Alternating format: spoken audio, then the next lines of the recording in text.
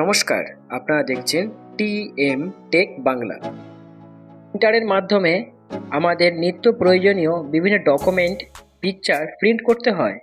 দীর্ঘদিন প্রিন্ট করার ফলে অনেক সময় দেখা যায় যে ডকুমেন্ট, পিকচার প্রিন্ট করা হচ্ছে, সেটির উপর লম্বা সাদা দাগ চলে আসছে কিংবা প্রিন্ট আবছা হচ্ছে। তখন প্রিন্টারের হেড ক্লিনিংয়ের প্রয়োজন হয়। কিভাবে প্রিন্টারের হেড ক্লিন করবেন, এর জন্য চলে আসুন কম্পিউটারের হোম স্ক্রিনে।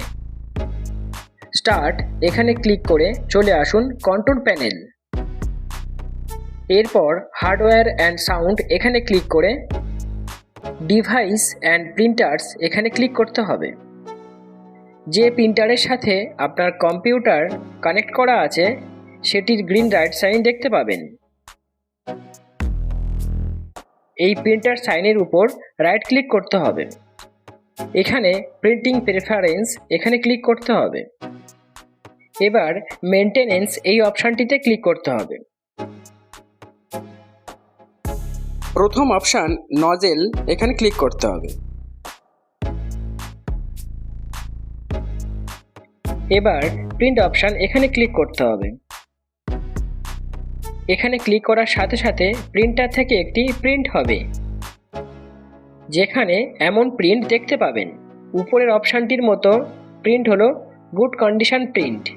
নিচের এমন প্রিন্ট মানে ক্লিনিং নিডেড, অর্থাৎ ক্লিনিংয়ের প্রয়োজন আছে। এরপর ক্লিন এখানে ক্লিক করলে স্টার্ট অপশান পাবেন।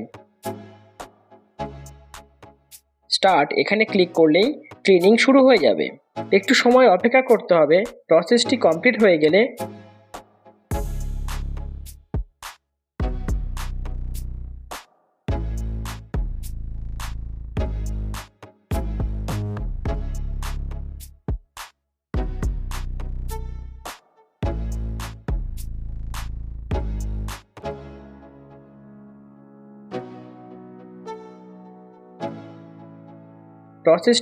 হয়ে গেলে ফ্রেশ এখানে ক্লিক করতে হবে।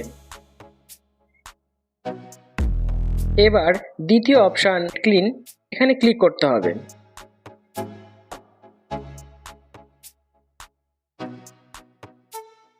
এবার স্টার্ট এখানে ক্লিক করলেই হার্ড ক্লিনিং শুরু হয়ে যাবে। আবারও কিছু সময় অপেক্ষা করতে হবে প্রসেসটি কমপ্লিট হওয়ার জন্য।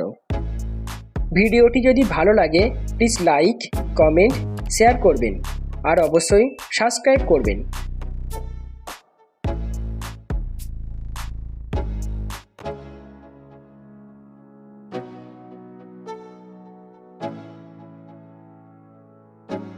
প্রসেসটি কমপ্লিট হয়ে গেলে ফ্রেশ এখানে ক্লিক করতে হবে। এবার পাওয়ার ক্লিনিং এখানে ক্লিক করতে হবে।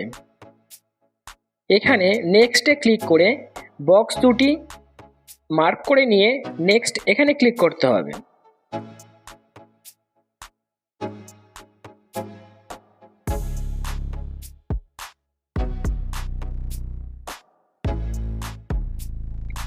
এবার স্টার্ট এখানে ক্লিক করলেই পাওয়ার ক্লিনিং শুরু হয়ে যাবে।